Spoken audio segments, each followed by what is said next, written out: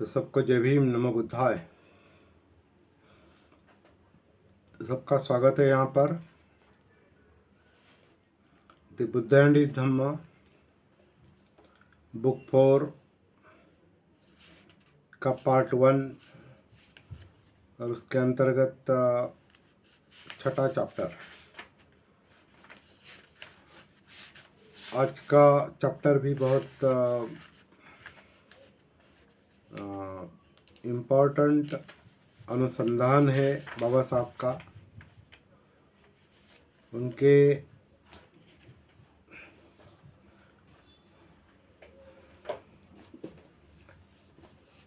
आंदोलन का एक मूल विचार इसमें दिखाई देता है।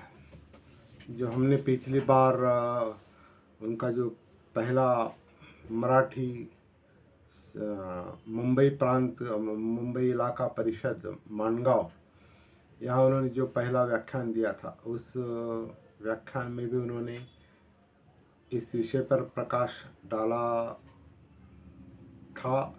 उस पर हमने थोड़ी चर्चा की है, मानगांव की परिषद। तो उसका कुछ अंश यहाँ दिखाई देता है और बहुत ही इम्पोर्टेंट चैप्टर है। mere morality is not enough, it must be sacred and universal। अब बनते कौशल्यायन जी का अनुवाद, तो कई सारी मिस्टेक्स है इसमें, कभी कभी बहुत ज़्यादा होती है और अर्थ का अनर्थ भी होता है। कुछ वाक्य ऐड किए हैं, कुछ निकाले गए हैं, डिलीट किए गए हैं, ऐसा कुछ हुआ है और कुछ का अर्थ नहीं लगता। इसलिए मूल अंग्रेजी का, जो लोग अंग्रेजी अच्छी तरह से जानते हैं और बाबा साहब के मूल विचार जानना चाहते हैं, उनको मूल अंग्रेजी ग्रंथ को रिफ़र करना बहुत आवश्यक है। उसके बगैर ये अभ्यास, ये चिंतन, ये चर्चा पूरी नहीं हो सकती, ऐसा हमें अभी बार बार लगता है।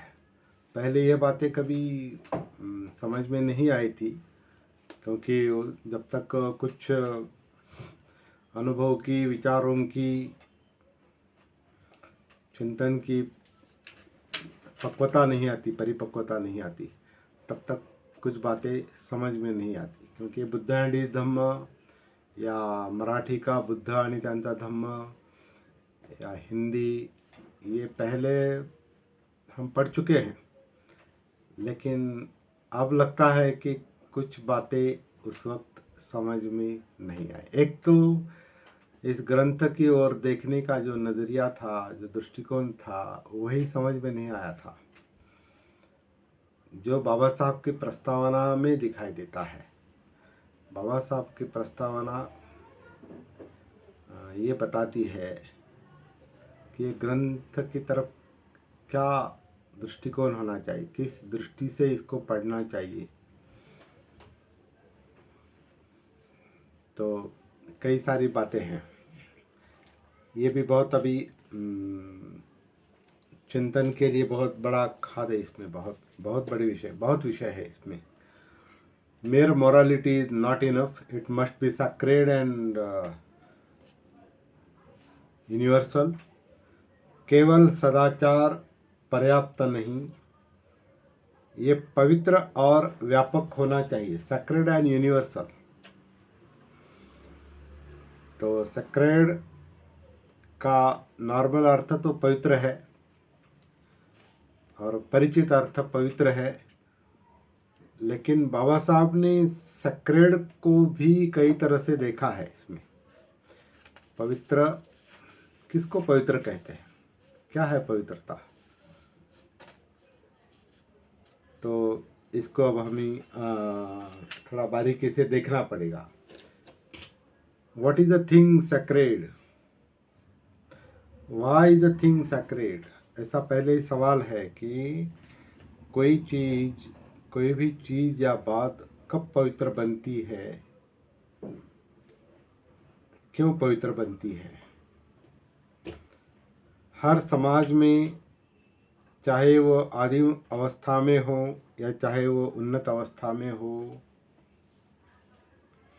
कुछ चीज़ें या विश्वास ऐसे होते हैं जो पवित्र माने जाते हैं, और कुछ चीज़ें या विश्वास ऐसे होते हैं जो पवित्र नहीं माने जाते। प्रोफेन शब्द है, प्रोफेन यानी अपवित्र। तो कुछ विश्वास ऐसे हैं जो पवित्र माने जाते हैं, कुछ पवित्र नहीं माने जाते, मतलब अपवित्र माने जाते हैं। In every human society, primitive or advanced, there are some things or beliefs which it regards as sacred and the rest as profane. Profane मतलब अपवित्र है। तो कुछ पवित्र होते हैं विश्वास, कुछ अपवित्र होते हैं। मानव समाज में, चाहे वो आदिम पुराना मनुष्य हो या आदिम अवस्था का मनुष्य हो या उन्नत प्रगत अवस्था का मनुष्य हो, हर एक में विश्वास होता है। व्यवस्था में, समाज में विश्वास होते हैं। कुछ विश्वास पवित्र होते हैं, पवित्र माने जाते हैं, और कुछ अपवित्र होते हैं या पवित्र नहीं माने जाते। जब कोई चीज़ या विश्वास पवित्रता की सीमा में प्रवेश कर गया, इसका मतलब है कि उसके विरुद्ध आचरण नहीं किया जा सकता। ठीक बात तो यह है कि उसे स्पर्श भी नहीं किया जा सकता। ऐसा करना सर्वथा निषिद्ध माना जाता है। When a thing or belief has reached the stage of being sacred, इसमें मूल अंग्रेजी में ही ब्रैकेट में पवित्र लिखा है, sacred. When a thing or belief has reached the stage of being sacred, पवित्र, it means that it cannot be violated. Indeed, cannot be violated. Indeed, it cannot be touched. It is taboo. तो उसका जब कोई चीज़ या विश्वास पवित्रता की सीमा में प्रवेश कर जाता है, मतलब पवित्र माना जाता है, उसका मतलब है उसके विरुद्ध आचरण नहीं किया जा सकता। ठीक बात तो यह है कि उसे स्पर्श भी नहीं किया जा सकता। You cannot touch, Indeed it cannot be touch, it is taboo. ऐसा करना निषिद्ध माना गया है। अस्पर्श, उसको आप टच नहीं कर सकते, मतलब पवित्र माना, उसको आप उस पर विचार नहीं कर सकते, उसको टच भी, स्पर्श भी नहीं कर सकते, उसको जैसा है वैसा मानना पड़ेगा। इससे भिन्न जो चीज़ या बात पवित्र नहीं मानी जाती, उसके विरुद्ध आचरण किया जा सकता है। अर्थात आदमी बिना किसी भय के अथवा आत्म प्रताड़ना के उस विषय में जैसा चाहे कर सकता है। थोड़ा ट्रांसलेशन में गड़बड़ी है। मूल जो है वो contrary to this, a thing और बिलीफ विच इज प्रोफेन, मतलब अपवित्र, ब्रैकेट में दिया है। दैट इज, मतलब प्रोफेन क्या है? That is outside the field of the sacred, जो पवित्रता के दायरे के बाहर है, वो अपवित्र है। मे बी वायलेटेड, उसका उल्लंघन किया जा सकता है। It means one can act contrary to it, मतलब उसके विरुद्ध आचरण हो सकता है। विदाउट फीलिंग एनी फियर, बिना डर के, और क्वाल्म्स ऑफ कॉन्शियंस, तो नैतिकता के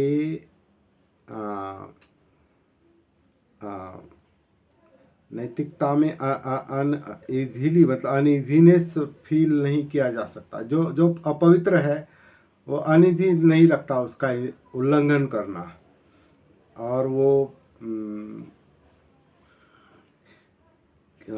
उसके बारे में डर भी नहीं लगता, फियर भी नहीं लगता, और अनइजीनेस भी नहीं लगता। कोई उसके बारे में ऐसा ऐसा मतलब कोई बोझ नहीं रहता, उसका उल्लंघन किया जा सकता है जो अपवित्र माना गया है। इस तरह का इसका अर्थ निकलता है। तो ये पवित्रता अपवित्रता बाबा साहब इसलिए समझा रहे हैं कि इसका जो संबंध है वो सामाजिक व्यवस्था से है और मनुष्य के मन से है। ये आगे वो बात सिद्ध करना चाहते हैं, इसलिए बहुत ही अच्छी तरीके से, लेकिन कुछ अभी तात्विक बातें हैं उसमें, कुछ एकदम वो मुद्दा कभी कभी समझ में नहीं आता, लेकिन समझने की कोशिश करेंगे। यही तो हमारा मकसद है, अभ्यास का और उसका चिंतन करने का मकसद हमारा वही है। पवित्र का मतलब है धार्मिकता लिए हुए। अभी धार्मिकता शब्द होली का उन्होंने अनुवाद किया है। धार्मिकता का मतलब होली का मतलब धार्मिकता नहीं, केवल होली मतलब शुद्ध। पवित्रता का मतलब है जो शुद्ध शुद्ध लगता है, शुद्ध है। इस प्रकार की चीज या बात के विरुद्ध जाने का मतलब है, मतलब पवित्रता के या होली जो शुद्ध माना जाता है उसके विरुद्ध जाने का मतलब है, उसका उल्लंघन करने का मतलब है मजहब की मर्यादा का उल्लंघन करना। अब ये भी मजहब की मर्यादा का उल्लंघन करना, इस तरह का कोई शब्द प्रयोग नहीं आया है इसमें। The sacred is something holy, simple simple भाषा में बताया है। The sacred is something holy, to transgress it is a sacrilege. अभी सैक्रिलीज जो शब्द है वो जिसको अपवित्रीकरण करना है। तो जो सैक्रेड जो है, पवित्र जो है वो होली है, मतलब शुद्ध है, और उसका उल्लंघन करना मतलब उसको अपवित्र करना है। इस तरह का उसका अर्थ निकलता है। किसी भी चीज को पवित्र क्यों बनाया जाता है, आगे गहराई में जा रहे हैं। किसी भी चीज को पवित्र क्यों बनाया जाता है, अपने प्रश्न के मतलब अभी जो मुद्दा है सदाचार का, सदाचार पर्याप्त नहीं, वो पवित्र और व्यापक होना चाहिए, सैक्रेड एंड यूनिवर्सल होना चाहिए। इस विषय के अंतर्गत देखा जाए तो वो कहते हैं अपने विषय के भीतर बात को रखने के लिए पूछा जा सकता है कि नैतिकता को पवित्र क्यों बनाया गया। नैतिकता को पवित्र क्यों बनाया गया। नैतिकता के पवित्र बनाए जाने में लगता है 3 बातों का प्रभाव है। 3 बातों का प्रभाव है। पहली बात है यह है कि जो श्रेष्ठ है सामाजिक हित की दृष्टि से उसे सुरक्षित रखना चाहिए। तो सामाजिक हित की दृष्टि से जो श्रेष्ठ है उसको सुरक्षित रखना चाहिए। यह नैतिकता पवित्र बनाने का उद्देश्य है। इस प्रश्न की पृष्ठभूमि का संबंध है उस बात से जिसे हम जीवन संघर्ष और उसमें योग्यतम का जीवित बने रहना कहते हैं। ये अनुवाद अब मूल अंग्रेजी को देखते हैं, थोड़ा देखना ही पड़ेगा। 9वां मुद्दा है। हाँ, एक एक मुद्दा चल रहा है, एक एक मुद्दे को मतलब आंकड़े डालकर एक एक मुद्दा वो बढ़ाते जा रहे हैं, डालते जा रहे हैं। तो the background of this question मतलब नैतिकता, morality, the background of this question lies embedded in what is called the struggle of existence and the survival of the fittest। तो नैतिकता का मुद्दा क्यों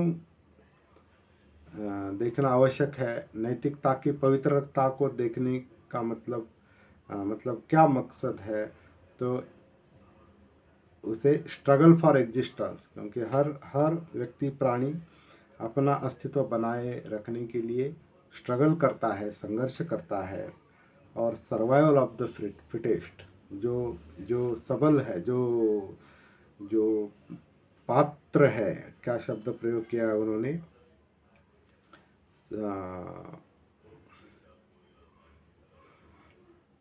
योग्यतम, जो योग्यतम है, फिट है, उनको उनका सर्वाइवल होना चाहिए, उनको जीवित रहने के लिए मदद मिलनी चाहिए। इसलिए ये नैतिकता को, पवित्रता बनाए रखने का प्रयास किया गया है, ऐसा वो कहते हैं। तो सर्वाइवल ऑफ द फिटेस्ट जो है ये बायोलॉजी का जो है प्रसिद्ध तत्व है, आप जानते हैं।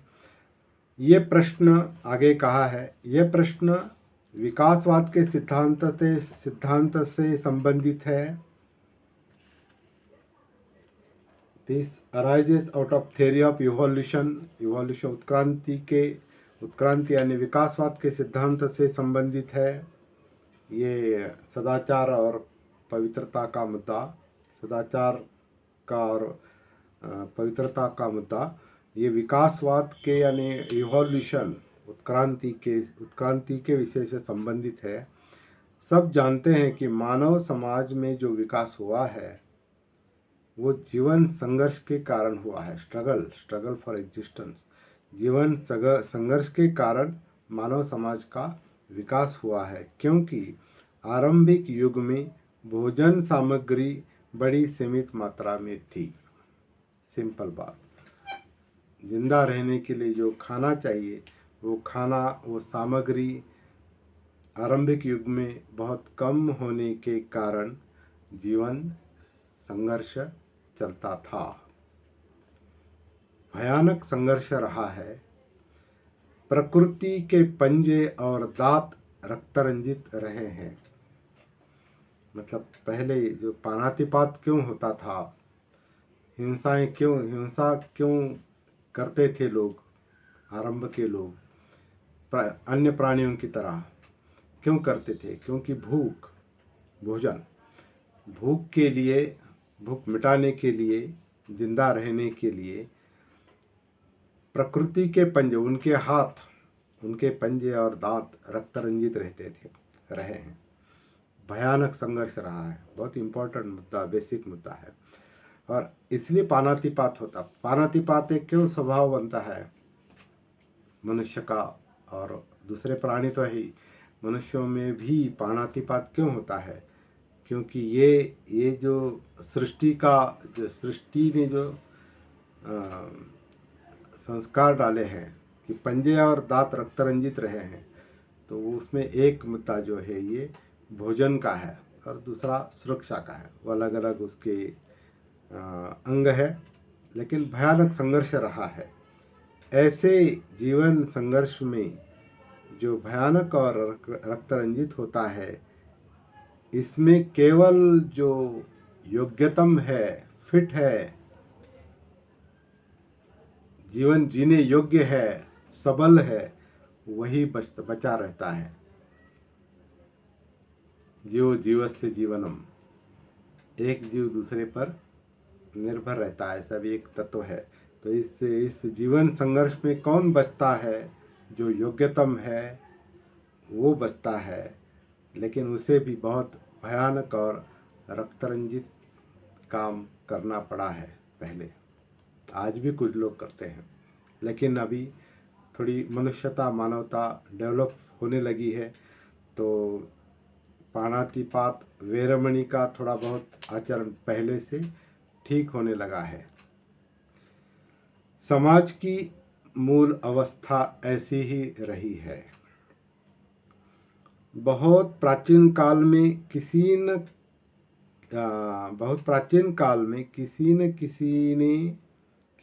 किसी ने ये प्रश्न उठाया होगा कि क्या योग्यतम को ही श्रेष्ठतम माना जाना चाहिए? मतलब जो योग्य है, जीने के लायक है, जिंदा रहने, जीवन संघर्ष में जो योग्य है वही श्रेष्ठ है क्या? ऐसा प्रश्न प्राचीन काल में किसी के मन में उठा होगा।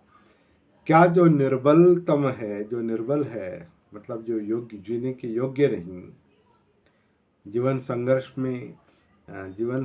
में तगे मतलब बचे रहने की योग्य नहीं, निर्बल है। क्या जो निर्बलतम है उसे भी संरक्षण देकर यदि बचाया जाए तो क्या आगे चलकर समाज के हित की दृष्टि से अच्छा सिद्ध नहीं होगा? तो प्राचीन काल में कुछ लोगों ने इस तरह का विचार किया होगा, ऐसा बाबा साहब कहते हैं।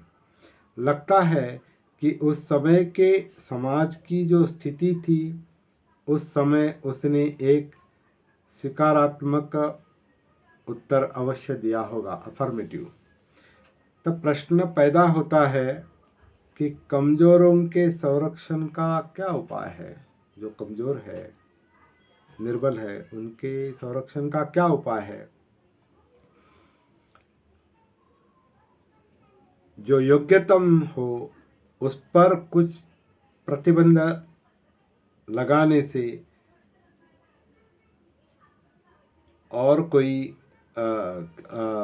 प्रतिबंध लगाने से कम और किसी भी तरह काम चल ही नहीं सकता था, ऐसा कुछ लिखा है। लेकिन कहने का मतलब ये है, जो लोग सबल है, योग्यतम है, उन पर प्रतिबंध लगाने के अलावा कोई चारा नहीं था। मतलब अगर दुर्बल की रक्षा करनी हो तो जो सबल है, योग्यतम है, तो उन पर निर्बंध प्रतिबंध लगाने की आवश्यकता है। ऐसा विचार तब मन में आया होगा। तो मूल अंग्रेजी में क्या कहा है वो भी देखते हैं थोड़ा। 17 नंबर का मुद्दा है, nothing less than to impose some restraints upon the fittest. अभी बाबा साहब ने बहुत सरल सिंपल भाषा में लिखा है, उसका अनुवाद इतना बड़ा हो ही नहीं सकता, वो उन्होंने कर दिया है, बेवजह विस्तार भी किया है। सिंपली कहा है, then comes the question, what is the way to protect the weak, निर्बल।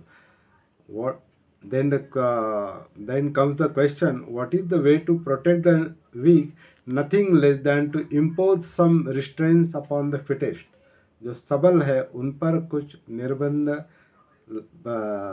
लादने के अलावा, इम्पोज करने के अलावा कोई चारा नहीं था। In this lies the origin and necessity for morality। यहाँ पर वो कहते हैं कि नीतिमत्ता का, मोरालिटी का, नैतिकता का उदय हुआ है, आवश्यकता और उदय हुआ है। ओरिजिन एंड नेसेसिटी, नीतिमत्ता का उदय यहाँ पर हुआ है, नीतिमत्ता की आवश्यकता यहाँ पड़ी है। This morality had to be sacred because it was impose originally on the fittest, that is strongest. जो ये मोरालिटी जो है, नैतिकता जो है, वो पवित्र होनी चाहिए। पवित्र यानी एक्चुअली सबको स्वीकारनीय, सबको मान्य होने वाली, ऐसी नैतिकता चाहिए। उसे भी पवित्र कहा है एक अर्थ से। ऐसी मोरालिटी सैक्रेड होनी चाहिए, सर्वमान्य होनी चाहिए, पवित्र होनी चाहिए, क्योंकि जो सबल है, फिटेस्ट है, उन पर वो लादी जाती है। जो स्ट्रॉन्गेस्ट है, फिटेस्ट है, सबल है, सबसे ज़्यादा सबल है, उन पर ये नैतिकता एक तरह से लादी जाती है। इसलिए नैतिकता का उदय हुआ है। This has very serious consequences. लेकिन ऐसा करने के बहुत ही भयंकर परिणाम रहे हैं। First, does morality in becoming social become anti social? क्योंकि नैतिकता इम्पोज करने के जो स्ट्रॉन्गेस्ट है, जो फिटेस्ट है, जो सबल है, उन पर ये नैतिकता लादने में वो सामाजिक बनती है या एंटी सामाजिक बनती है, एंटी सोशल बनती है? सामाजिक बनती है, समाज हित की बनती है, या समाज मान्य बनती है, समाज के विरुद्ध जाती है? It is not that there is no morality among thieves. फिर आगे वो कहते हैं कि चोरों में भी समानता होती है। There is morality among businessmen, जो व्यापारी है उनमें भी मोरालिटी होती है, नीतिमत्ता होती है। चोरों में भी नीतिमत्ता होती है। There is morality among fellow casteman, सजातीय लोगों में, अपनी जाति के लोग, एक ही जात में एक तरह की मोरालिटी होती है, नीतिमत्ता होती है। And there is also morality among a gang of robbers, जो लूटमार करते हैं, उनके गैंग में भी, उनके ग्रुप में भी एक तरह की नीतिमत्ता होती है। But this morality is marked by isolation and exclusiveness. ये इस तरह की जो नीतिमत्ता है, इसमें एक अलगाव होता है। एक अलग ग्रुप की वो मोरालिटी है, अलग जाति की है, या रॉबर्स की अलग ग्रुप की वो मोरालिटी है, या व्यापारियों की मोरालिटी है, चोरों की मोरालिटी है, नीतिमत्ता है। तो एक ग्रुप बन जाता है, लेकिन वो सोशल है या एंटी सोशल है, इस तरह का सवाल निर्माण होता है। तो it is the isolation and exclusiveness of this kind of morality which throws its anti-social spirit in relief। लेकिन इस तरह के जो ग्रुप है, इनकी जो नीतिमत्ता है, वर्तन की पद्धति है, जिनको अच्छा समझते हैं, पवित्र समझते हैं, उनकी मोरालिटी जो है वो एंटी सोशल स्पिरिट को रिलीफ देती है। मतलब असामाजिक जो स्पिरिट है, चैतन्य है, उसको एक खुला छोड़ती है। मतलब असामाजिक वर्तन, समाज विरोधी वर्तन, समाज घातक वर्तन करने के लिए ये नीतिमत्ता, ये मोरालिटी, मतलब जो उन्होंने जो ग्रुप बताए हैं, थीव्स मतलब चोर, लुटेरे, या बिजनेसमैन, या जाति के अंतर्गत की मोरालिटी, या गैंग ऑफ रॉबर्स, लूटमार करने वाले, इन ग्रुप में जो मोरालिटी नाम की चीज़ है वो एंटी सोशल है। उनको खुला छोड़, क्योंकि उसको अगर मान्यता वो देते हैं तो it is the isolation and exclusiveness of this kind of morality which throws its antisocial spirit in relief. The same is true where the group observes morality because it has interest of its own to protect। थोड़ा मतलब हिंदी का, सीधा हिंदी का भी reference लेके चलते हैं, क्योंकि यहाँ भी कुछ देखना पड़ता है कि इसमें ज़्यादा क्वेश्चन लगे हैं मेरे दृष्टि से अनुवाद में, इसलिए मुझे थोड़ा ये पढ़ने में दिक्कत आती है। अभी जो बात मैंने अभी पढ़ी, the same is true where the group observe morality because it has interest in its own to protect. इसका अनुवाद क्या है? यही बात उस समय लागू होती है जब कोई एक दल यानी ग्रुप अपने स्वार्थों की रक्षा के लिए नैतिकता का आश्रय लेता है। तो मेरे ख्याल से इस 25 मुद्दे अभी देखे हैं हमने, इसको फिर से हमको जिन लोगों को लगता है कि इसको फिर से पढ़ना पड़ेगा, क्योंकि वो सीक्वेंस, वो जो क्रम है, वो समझ में आने के लिए आपको बार बार पढ़ना पड़ता है हमको, तभी वो बात समझ में आती है। क्योंकि ये इसमें सोशोलॉजिकल है और मोरालिटी, नैतिकता साइकोलॉजिकल है, प्रिमिटिव मैन ये पुरानी जो आदिम व्यवस्था है और आज की प्रगत व्यवस्था है, इन सारे बातों को, श्रेष्ठ कनिष्ठता का मुद्दा है, सबल दुर्बलता का मुद्दा है, मोरालिटी का मुद्दा है, कई सारे मुद्दों का जो एक यहाँ तक जो विश्लेषण किया है उसको फिर से देखना पड़ेगा, क्योंकि जल्दी से आगे जाएंगे तो पीछे के मुद्दे ठीक से समझ में नहीं आएंगे।